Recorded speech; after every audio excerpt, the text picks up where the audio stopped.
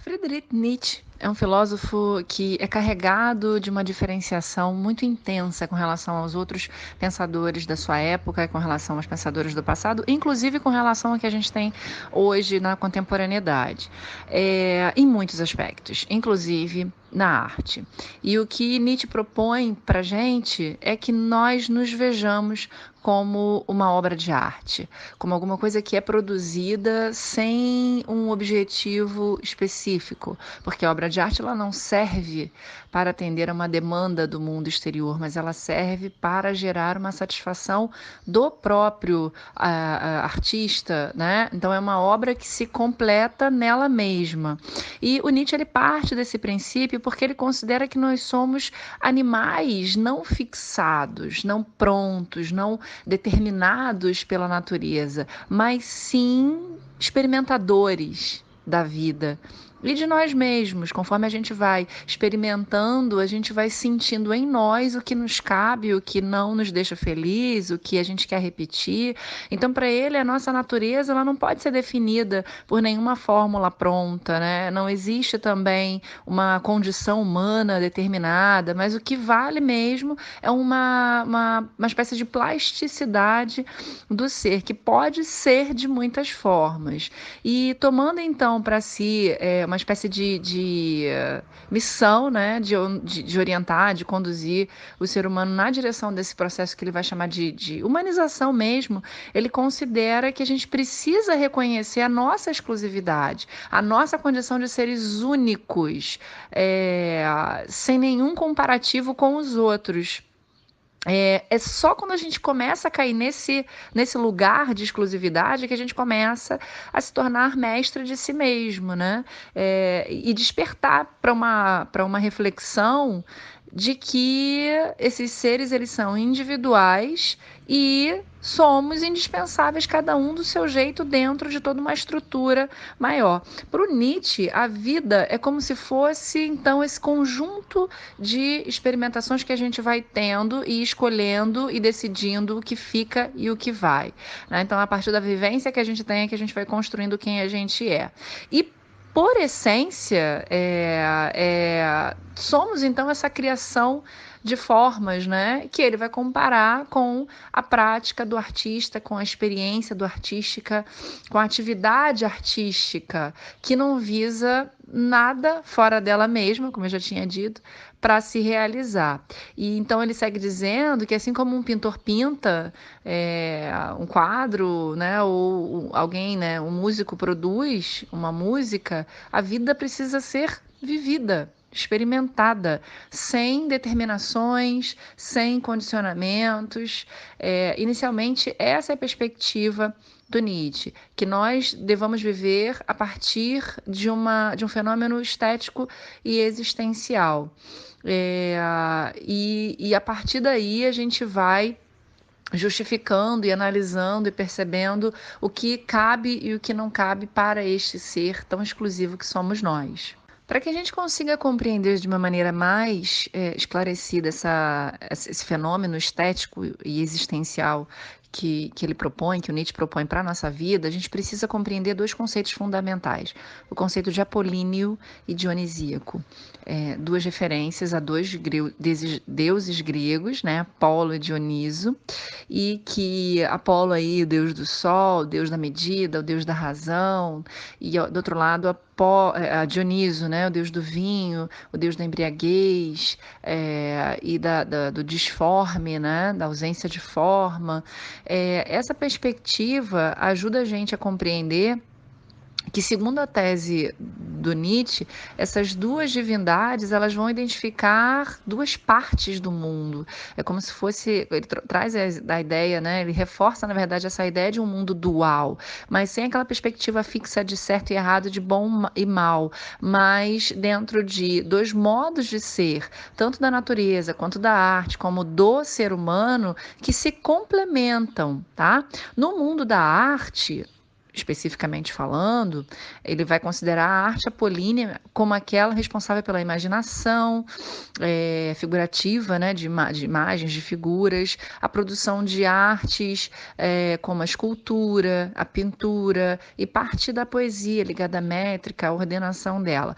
Já o mundo da arte dionisíaca, ela fica com um potencial emocional, né, que vai aparecer, por exemplo, na linguagem musical e da dança também, né? Esses dois impulsos eles vão ser então reconhecidos através de em nós, através de dois estados fisiológicos que ele vai chamar e vai diferenciar entre sonho e embriaguez. Sonho apolíneo, embriaguez dionisíaco. Então, em nós, o que fica claramente explícito nessa dualidade que o Nietzsche coloca é a ideia de que o impulso dionisíaco ele é negador de qualquer limite, ele conduz à exaltação, e o apolíneo baseado já em critérios de harmonia e perfeição formal, né? Dentro dessa valoração aí dos dois princípios, o Nietzsche contrapõe então o espírito dionisíaco, que seria então o espírito da vida, a apolínea, né, o estado apolíneo que está carregado do sentido da razão, né, a ideia da razão. Então, enquanto a razão ela nasce da fuga, da imprevisibilidade, né, que a gente carrega historicamente em nós, e procura então cristalizar leis, regras e interpretações da vida, do mundo, de nós mesmos, o dionisíaco ele vai já aceitar a vida com todas as suas formas, né? Compreendendo que existe o caos, o acaso, a falta mesmo de significação, de sentido em algumas questões da vida. Então, aquilo que a gente precisa aceitar como é, porque não tem uma resposta clara, né, verdadeira sobre um determinado problema. Um exemplo disso é a morte. Então, para o Nietzsche, Dioniso e Apolo são, respectivamente, símbolos de vida e de morte, né, de força vital e de racionalidade, de saúde e doença, de instinto e de intelecto, de escuridão e de luz, de devir e imobilidade, de embriaguez e de sonho, e o que pode parecer dois lados que são opostos, na verdade ele vai considerar que são duas formas de ser, dois modos de ser que acabam se complementando. Ele vai dizer que né, o impulso dionisíaco naturalmente desmedido, ele acabou se enquadrando na forma de expressão do apolíneo, e esse, por sua vez, acabou adquirindo a mobilidade do dionisíaco, né, porque também a sua rigidez poderia conduzir a vida a uma desgraça, uma tristeza completa, né, totalmente pautado exclusivamente na razão. Então, em nós, esses dois princípios, eles sobrevivem, e precisam sobreviver lado a lado. Se, por um lado, a aparência, a completude sexual, a esperteza, a capacidade de ser e fazer, de se tornar importante, de ser livre, que carrega um aspecto dionisíaco, por outro lado, a gente precisa da pura razão, da conformação, da lucidez, da sobriedade, do respeito à ordem pública, que são aspectos do lado apolíneo do ser. Esses aspectos, então, eles precisam e devem mesmo se misturar para que a gente consiga ter uma vida plena. Um outro aspecto fundamental para que a gente entenda a estética em Nietzsche é o olhar do espectador da arte. Nietzsche ele vai observar fortemente a tragédia grega, vai analisar, vai estudar, de maneira a interpretá-la como uma espécie de mecanismo para suportar a existência humana, né? Então, a tragédia grega, que é um fenômeno que acontece ali entre os séculos 6 e 5, por volta do século 6 antes de Cristo, na Grécia Antiga, ela é carregada de uma espécie de mudança mesmo de perspectiva do grego daquela época sobre a vida e sobre o mundo, tá? Porque a origem desse teatro, e é um teatro que está ali na transição do processo do mito para a razão, né? Fortemente apresentada por Sócrates, pelos sofistas. Então, a tragédia está no meio desse movimento de afastamento da mitologia para a fundamentação da razão.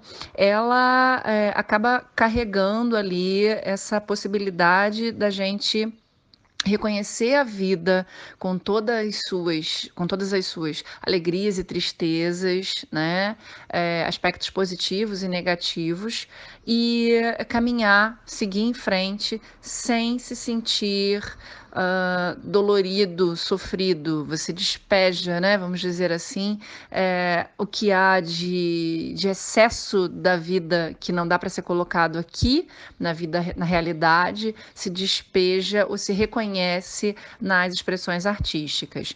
A origem do teatro trágico, ele está numa homenagem a Dioniso, que então ocorria, né, em um culto realizado pelas bacantes. Há uma referência às bacantes. Depois, quem quiser dar uma olhada para tentar entender a história de Dioniso, as bacantes como figuras, mulheres que faziam cultos em homenagem a ele, e depois a própria tragédia, eu posso só deixar nos comentários que eu posso deixar ali algumas dicas de bibliografia com relação a isso.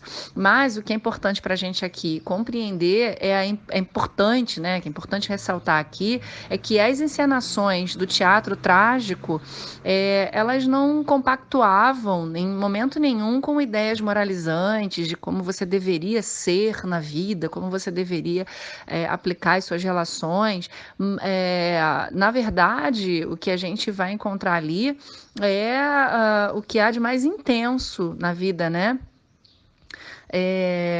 Não havia ali uma propaganda da ideia de que o sofrimento decorre também de uma necessidade de punição divina mediante, né, por causa de um erro que alguém cometeu e por isso vai ser punido. Não existe, então, uma ordem cósmica para punir.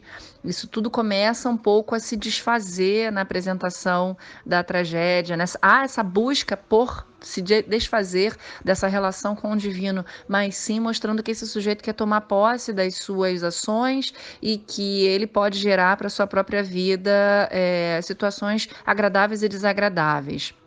Na perspectiva trágica, né, dos antigos gregos, a dor ela era um símbolo que explicitava o valor imanente da vida, o que tinha de mais valioso e mais próprio da vida, mesmo diante das mais atrozes adversidades vivenciadas ali, né, pelo indivíduo na sua vida, na sua prática, nas suas experiências cotidianas.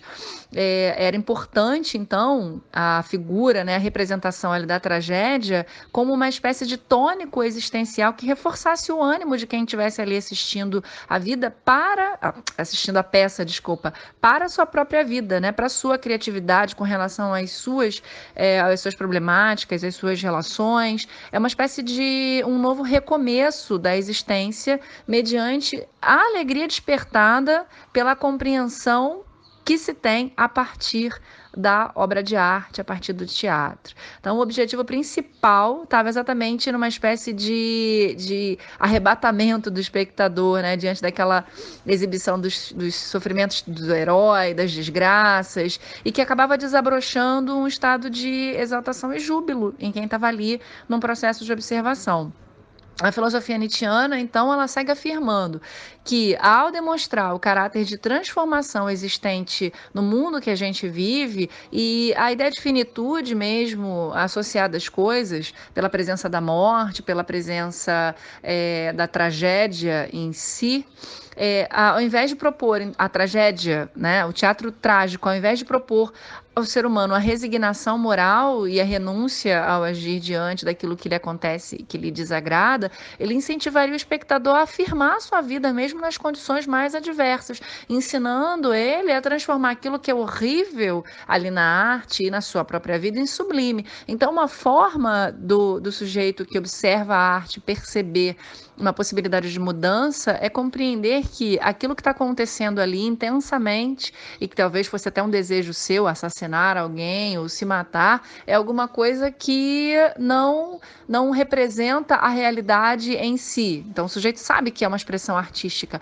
mas é uma forma dele olhar, se reconhecer e se aliviar simplesmente pela observação da expressão artística. Isso caberia também para o próprio artista, que quando coloca em prática canta, ou quando dança, ou uma pessoa comum, né? Não necessariamente um artista, quando se expressa artisticamente pode se esvaziar daquilo que Nietzsche vai chamar de dionisíaco bárbaro, aquilo que não cabe a gente colocar na prática dentro das nossas relações sociais na vida.